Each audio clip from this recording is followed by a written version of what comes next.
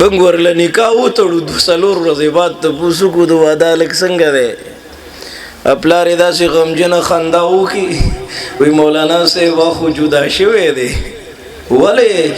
بس ښځې خفه وه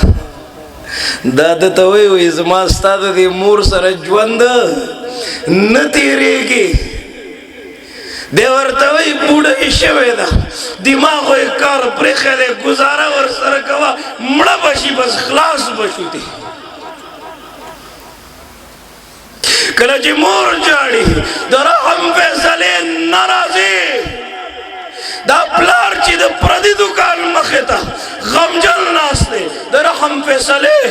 نه راځي ای نوجوانه د دغې مور د قدمونو لاندې خپل جنت